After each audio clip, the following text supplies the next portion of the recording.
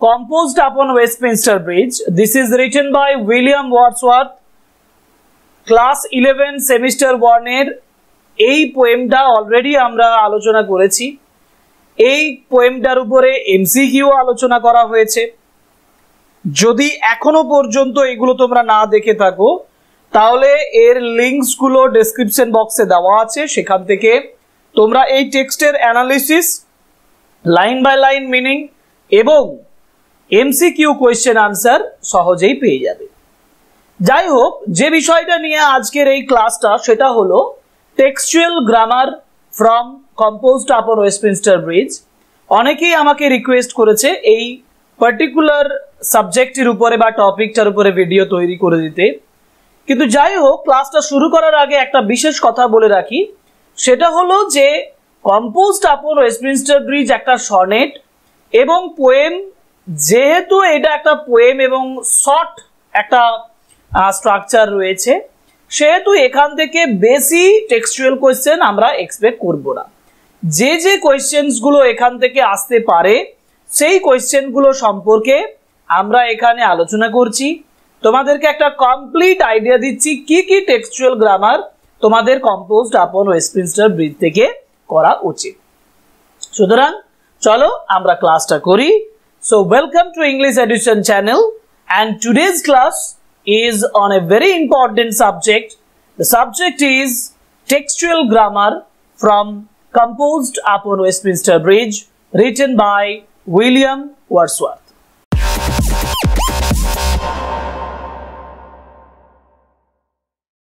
First দেখো, যে জায়গাটাতে যে সেন্টেন্সটা আমরা তুলে ধরছি সেটা হলো ফার্স্ট কবিতার বা পোয়েমের যে ফার্স্ট লাইন, সেটাই আর্থ has not anything to show more fair.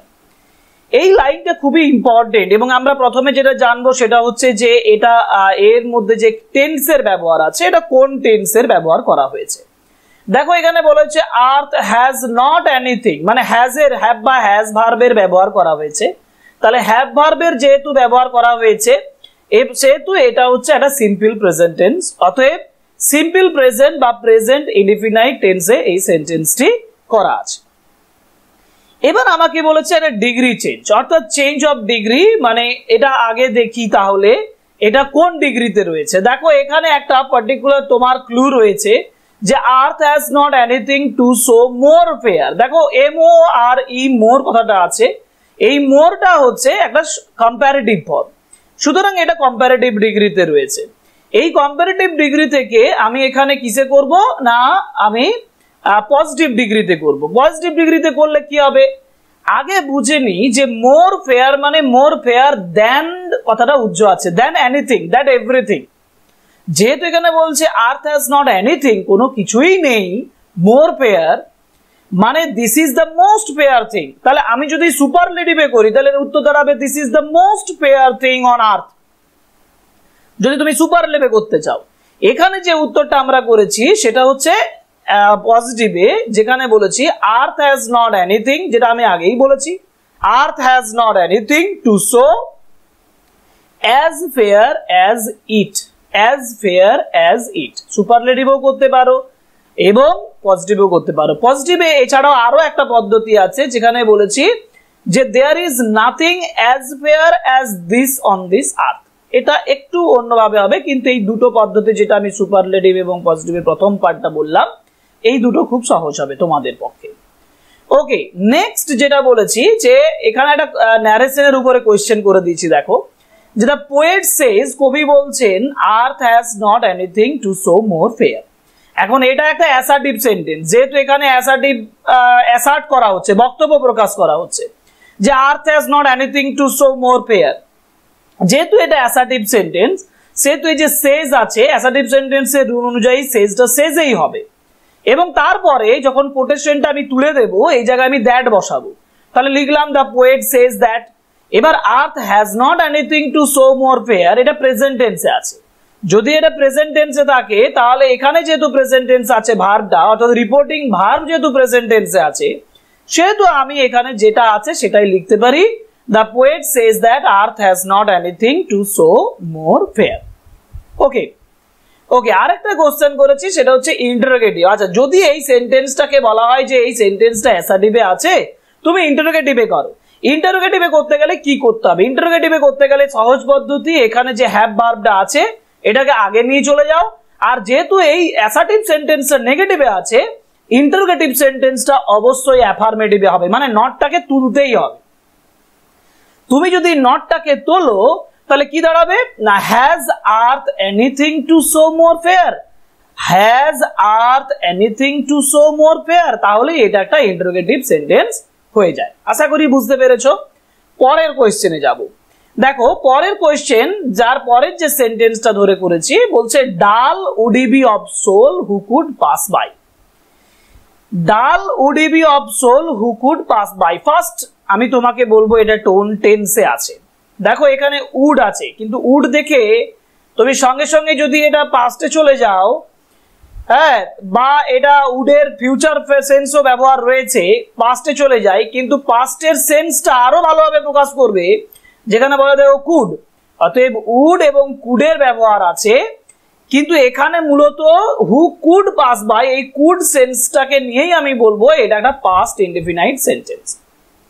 ওকে, নাও এখানে আরেকটা জিনিস হচ্ছে প্রিপোজিশনস বাই। এই যে দেখো পাস বাই, এই যে বাই যে কথাটা বলা আছে পাসের পরে, এই বাই প্রিপোজিশনটার উপরে ইম্পর্টেন্ট, আমাকে শূন্যস্থান পূরণ করতে দিতে পারে যে এই পাসের পরে কি হবে, তখন আমি বলবো পাস বাই হবে। একটা কথা ইম্পর্টেন্ট, যে এখানে যে প্রিপোজিশনের কথাটা বললাম সেটা আমরা সবার শেষে আলোচনা করব, এই কবিতার কটা প্রিপোজিশন আমাকে মুখস্থ রাখতে হবে। ওকে ওকে, নেক্সট চলে যাই ফ্রেজাল ভার্ব। ফ্রেজাল ভার্বে পাস বাই মানে অতিক্রম করা, this is an important phrasal verb. এবং আরেকটা কোশ্চেন করা হয়েছে, সেটা হচ্ছে এটাকে আমি সিম্পল সেন্টেন্সে পরিণত করলে কি হবে। দেখো dull would he be of soul who could pass by, এই যে হু কুড পাস বাই এটাকে কমপ্লেক্স সেন্টেন্স করে দিচ্ছে। তোমরা বুঝতেই পারছো এটা কমপ্লেক্স সেন্টেন্স করছে এই সাবঅর্ডিনেট ক্লজটার জন্য। এটাকে আমি যদি এক কথায় পাসিং বাই করে দিই, মানে dull would he be of soul passing by, তাহলেই এটা সিম্পল সেন্টেন্স হয়ে যাবে। বুঝতে পেরেছো? Okay, next question, a sight so touching in its majesty. এখানে বলেছি এ সাইট সো টাচিং, মানে আমাকে বলতে চেয়েছে a sight is so touching in its majesty. Okay, now এইখানে যে ওয়ার্ডটা আছে টাচিং, এর ভার্ব ফর্ম করতে বলেছে। টাচিং এর ভার্ব ফর্ম কি? টাচিং এর ভার্ব ফর্ম টাচ। এবার এটা কোন টেন্সে আছে? এটা সিম্পল টেন্সে আছে, মানে সিম্পল প্রেজেন্টে। সিম্পল প্রেজেন্টে যদি থাকে, এ সাইট ইজ বললাম না আমি, ইজ যেহেতু বললাম এটা সিম্পল প্রেজেন্টে আছে। যদি সিম্পল প্রেজেন্টে থাকে তাহলে এ সাইট ইজটা উঠে যাবে এবং এই ইজের ভার্বটা চলে যাবে ভার্বের উপরে, মানে টাচের উপরে, মানে টাচেস হয়ে যাবে। মানে এ সাইট টাচড ভেরি ম্যাজেস্টিক্যালি। তাহলে এখানে আমি পাস্ট টেন্সে ব্যবহার করেছি, কিন্তু আমি যদি এটা প্রেজেন্ট টেন্সে ব্যবহার করি তাহলে টাচেস হবে। অতএব এখানে উত্তর হবে সাইট টাচেস ভেরি ম্যাজেস্টিক্যালি। ওকে, আর যদি পাস্টে যদি তোমার সেন্টেন্সটা সত্যি থাকে, সাইট ওয়াজ সো টাচিং দেওয়া থাকে, তাহলে টাচড হবে। ওকে, আরেকটা হচ্ছে নন ফাইনাইট ভার্বের ব্যবহার। এখানে দেখো এখানে যে বলেছে এ সাইট সো টাচিং। আচ্ছা, টাচিং যে ওয়ার্ডটা, এই ওয়ার্ডটা মানে a sight which is so touching in its majesty. তাহলে এখানে যে টাচিং এর ব্যবহারটা সেটা কোন এর নন ফাইনাইট ভার্বের ব্যবহার হয়েছে? এক কথায় এখানে প্রেজেন্ট পার্টিসিপল, টাচিংটা হচ্ছে প্রেজেন্ট পার্টিসিপল, কারণ এ সাইট ইজ বা ওয়াজ সো টাচিং। ওকে, ওয়াজ থাকলে ওয়াজ, ইজ থাকলে ইজ, একটু আগেই বললাম ওয়াজ থাকলে আমি এখানে টাচ করে দেব, ইজ থাকলে টাচেস করব। ওকে, পরের কোশ্চেনে যাই। পরের কোশ্চেন হচ্ছে this city now doth like a garment wear the beauty of the morning. প্রথমত প্রেজেন্ট টেন্সে আছে। প্রেজেন্ট টেন্সে বুঝলাম কিভাবে, দেখো এখানে লেখা আছে উইয়ার, আবার এখানে সিটি নাও ডোথ আছে। ডোথ কথাটার মানে হলো ডাজ, এই ডোথ কথাটার মানে ডাজ, আর ডাজ ডু এর সঙ্গে ভার্বের এস বাই এস যোগ হয় সিম্পল প্রেজেন্টে। তাহলে এটা কোন টেন্সে আছে? প্রেজেন্ট ইনডিফিনাইট বা সিম্পল প্রেজেন্ট টেন্স। এবার আমি বলবো যে যে গার্মেন্ট কথাটাকে ব্যবহার হয়েছে, এই গার্মেন্ট কথাটাকে ভার্ব হিসেবে ব্যবহার করো। বলছে সিটি নাও ডোথ মানে city now does like a garment wear, মানে this city now does like a garment, we are ডাজটাকে তুলে দেব, ডাজটাকে আমি তুলে দেব, ডাজটাকে তুলতেই হবে, যদি ডাজটাকে না তুলি আমি এখানে গার্মেন্টের ভার্ব ব্যবহার করতে পারবো না। আচ্ছা প্রথমত বলি যে গার্মেন্টের ভার্ব কি, গার্মেন্টের ভার্ব গার্মেন্টেই, কিন্তু যেহেতু এখানে ডোথটা ডাজ অর্থে ব্যবহার করা হয়েছে সেই জন্য আমি ব্যবহার করব this city is now garmented, আমি প্যাসিভ সেন্সে ব্যবহার করছি, প্যাসিভ ভয়েসে, যে this city is now garmented with the beauty of the morning. একটু জটিল আছে, বি ভার্ব নিয়ে এসে আমি প্যাসিভ করে দিচ্ছি, মানে this city is now garmented with the beauty of the morning. Okay, ডাজটা উঠে গেল। এরপর এখানে ফ্রেজাল ভার্বের ব্যবহার হয়েছে, দেখো এই যে উই আর কথাটা আমি ব্যবহার করেছি, এই উই আর এর একটা ফ্রেজাল ভার্বের ব্যবহার হয়, কি হয় তোমরা সবাই জানো, মাধ্যমিকে করেছো এটা। উই আর এর ফ্রেজাল ভার্ব কি হয়, উই আর এর ফ্রেজাল ভার্ব হয় পুট অন, এই যে পুট অন, অর্থাৎ the city now doth like a garment put on the beauty of the morning. Okay, next, all bright and glittering in the smokeless air, all bright and glittering, all are bright and glittering in the, all বলতে অনেকগুলোকে বোঝানো হয়েছে যার জন্য আমি আর ব্যবহার করছি, এবং tense হিসাবে এটা হচ্ছে প্রেজেন্ট টেন্স, কারণ বি ভার্ব প্লাস ভার্বের সঙ্গে আইএনজি যোগ করা আছে। বি ভার্ব প্লাস ভার্বের সঙ্গে আইএনজি, বি ভার্বে যদি প্রেজেন্ট টেন্সে থাকে এম ইজ আর, তাহলে প্রেজেন্ট কন্টিনিউয়াস টেন্সের ব্যবহার, সুতরাং এটা হচ্ছে প্রেজেন্ট কন্টিনিউয়াস টেন্সে আছে। এবার এই যে যেটা আমি বললাম যে এই সেন্টেন্সটাকে আমি যদি কমপ্লেক্সে করি, ধরো এই সেন্টেন্সটা অর ব্রাইট এন্ড গ্লিটারিং বলেছে, আমি এটাকে কমপ্লেক্সে পরিণত করব, তাহলে কিভাবে করব, কমপ্লেক্সে করলে বলবো all are bright and glittering in the air, এই যে স্মোকলেস এয়ার এটাকে ভেঙে দিচ্ছি, স্মোকলেস এয়ারটাকে আমি বলছি এয়ার হুইচ ইজ স্মোকলেস, মানে all bright and glittering in the air which was smokeless. কিন্তু এবার কথা হলো যে যদি আমি এখানে বি ভার্ব পাস্টে ব্যবহার করি, তাই না, তাহলে এখানেও পাস্টে ব্যবহার করতে হবে, এখানে প্রেজেন্ট ব্যবহার করলে এখানে প্রেজেন্ট, তাহলে হুইচ ওয়াজ স্মোকলেস এর জায়গায় আমাকে কি ব্যবহার করতে হবে, হুইচ ইজ স্মোকলেস। আর যদি বলা হয় পাস্ট টেন্সে, যদি সেন্টেন্সটা পাস্ট টেন্সে তোমাদের কাছে দেয় তাহলে তুমি করো, আর যদি কিছুই না থাকে তাহলে তুমি তোমাকে যেটা করতে বলছি যে all bright and glittering in the air which is smokeless বা হুইচ ওয়াজ স্মোকলেস, যে কোনো একটা করলেই হবে। এরপর এখানে একটা নন ফাইনাইট ভার্ব আছে গ্লিটারিং কথাটা, গ্লিটারিং নন ফাইনাইট ভার্বে প্রেজেন্ট পার্টিসিপল হিসেবে ব্যবহার হয়েছে, কারণ এই গ্লিটারিং কথাটাকে অলটাকে কোয়ালিফাই করছে এবং এটা অ্যাডজেক্ট হিসেবে কাজ করছে, দ্যাটস ওয়াই এটা যে প্রেজেন্ট পার্টিসিপল হিসেবে কাজ করছে গ্লিটারিং কথাটা। ওকে, নেক্সট কোশ্চেনে যাই। Never saw I never felt a calm so deep, never saw I never felt, দেখো past tense never saw never felt a calm so deep, এক কথায় পাস্ট ইনডিফিনাইট টেন্সের ব্যবহার রয়েছে, সিম্পল পাস্টের ব্যবহার করা রয়েছে, আমি করেছি পাস্ট ইনডিফিনাইট টেন্স। ওকে, এবার এই সেন্টেন্সটাতে আমি একটা অ্যাডজেক্টিভ ক্লজ করব, কোন জায়গাটায় আমি অ্যাডজেক্টিভ ক্লজ করতে পারি, কোন জায়গাটায় করতে পারি, দেখো এই যে কাম সো ডিপ, এটাকে একটু ভেঙে a calm which was so deep বললেই হয়ে যাবে, অর্থাৎ never I saw or felt a calm which was so deep, এটা একটা অ্যাডজেক্টিভ ক্লজ হয়ে গেল এবং এটা একটা কমপ্লেক্স সেন্টেন্সও হয়ে গেল।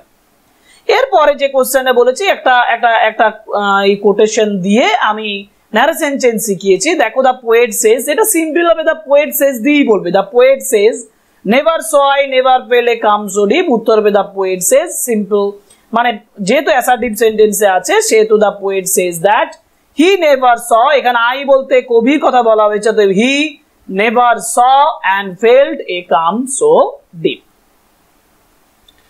নেক্সট কোয়েশ্চেনে চলে যাই।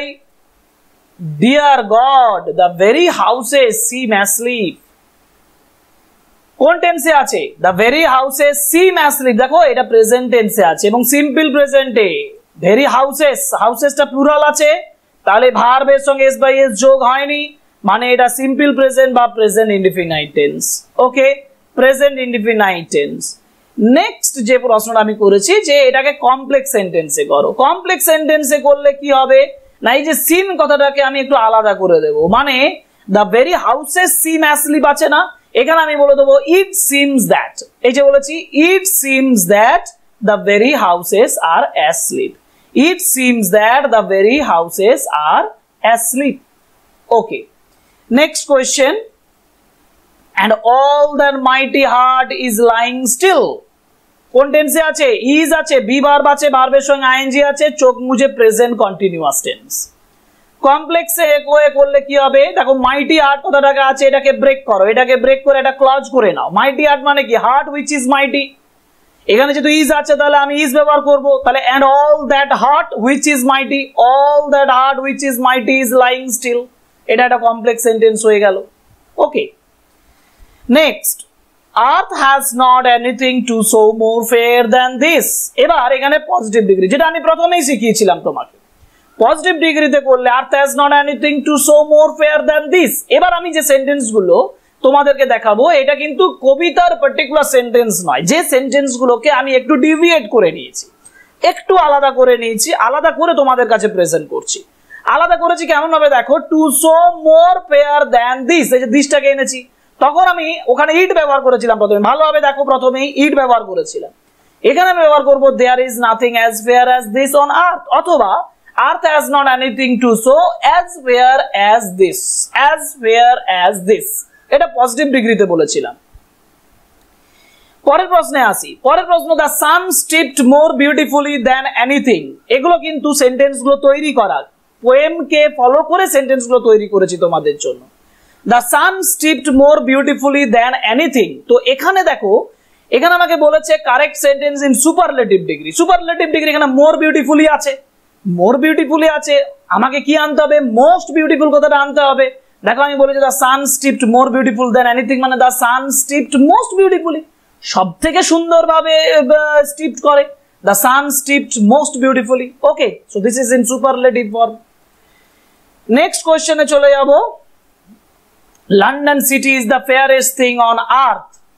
তো এটা পজিটিভ ডিগ্রি, মানে no other thing on earth is as fair as London. যেহেতু ফেয়ারেস্ট থিং বলেছে, তাহলে অন দিস আর্থ মানে no other thing on this earth, no other thing on this earth is as fair as London. Okay, next, the sight was very touching in its majesty. The sight was very touching in its majesty. তো এখানে কি ধরনের sentence?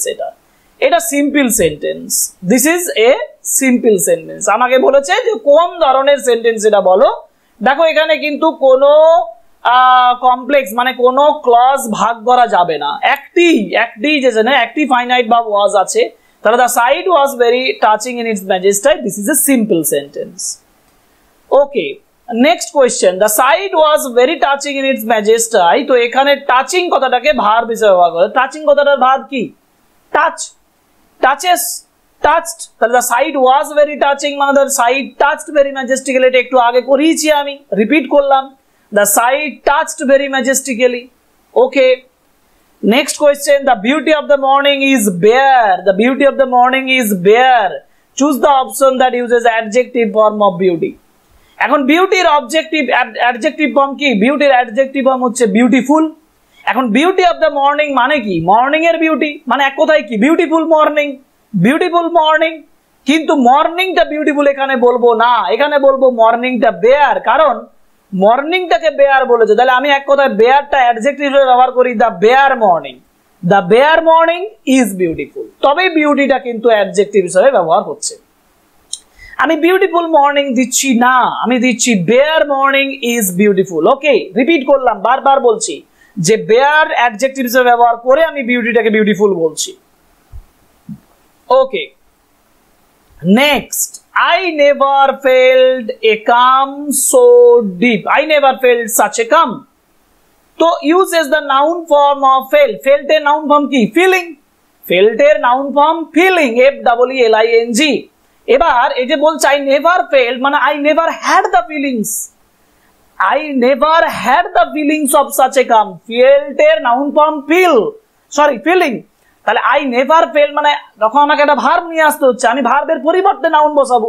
তাহলে I never had feeling, I never had the feeling of such a calm. Okay, next question, London city is fair, negative. তো এই যে ফেয়ারের negative, ফেয়ারের opposite কি? ফেয়ারের opposite আগলি, মানে নট আগলি মানে fair.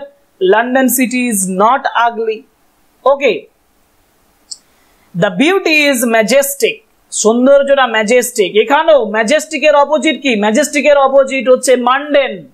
Not mundane means majestic, যার জন্য আমার উত্তর হবে the beauty is not mundane. Okay, next question চলে যাই। He never felt such a calm, affirmative form of the given sentence, he always, এই যে বলেছে affirmative, he never felt such a calm মানে কি? সে এই ধরনের শান্ত অবস্থা কোনোদিন দেখেনি। He never felt such a calm মানে কি? শান্ত অবস্থা দেখেনি। তাহলে সবসময় কি দেখেছে? ব্যস্ত দেখেছে, সবসময় এক্সাইটেড দেখেছে। আমি এখানে বলতে পারি নেভারের জায়গায় always, he always felt excited বা he always felt such a busy state. তাহলে he always felt busy state, he always felt busy state, তার জায়গায় বা he always felt excited. Okay, next I never felt a calm, I never felt such a deep calm. Appropriate compound sentence তৈরি করতে বলেছে। I never felt such a calm and it was quite deep. I never felt a calm and it was quite deep. I never felt such a calm and it was quite deep. দেখো and এর ব্যবহার আছে, যার জন্য এটা একটা compound sentence হয়ে যাচ্ছে। Okay, next question. The heart which is mighty is lying still, simple sentence করতে বলেছে। সিম্পল সেন্টেন্স করলে এক কথায়, দেখো এখানে এক কথায় প্রকাশ করো, the heart which is mighty. Heart which is mighty মানে কি? Mighty heart. তাহলে the mighty heart is lying still, বোঝা গেছে? The mighty heart is lying still. Okay, next question যাব। The mighty heart is lying still এই সেন্টেন্সটাকে ব্যবহার করেছে।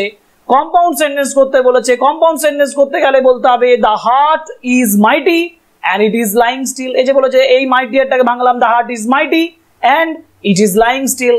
The heart is mighty and it is lying still. So this is a compound sentence. And যোগ করা আছে, দুটো ক্লজকে and যোগ করা আছে, so this is a compound sentence.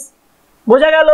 ওকে, এবার ফাইনাল যে অংশটা তোমাদেরকে দেখিয়ে দেওয়ার সেটা হচ্ছে যে এই যে পোয়েমটা, এই পোয়েমটা থেকে কোন কোন প্রিপোজিশনস গুলো আমাকে মনে রাখতে হবে, অ্যাপ্রোপ্রিয়েট প্রিপোজিশনস হিসাবে তোমাদের কোনগুলো এমসিকিউ তে থাকতে পারে, সেগুলো হচ্ছে সেকেন্ড সেন্টেন্স দেখো, dull would he of soul who could pass by, এই যে পাস তারপরে বাই, এটা একটা প্রিপোজিশনের ব্যবহার আছে, মনে রাখবে, সেন্টেন্স অনুযায়ী মনে রাখবে, কারণ সবচেয়ে ভালো মনে রাখার পদ্ধতি হচ্ছে সেন্টেন্সটা মনে রাখা।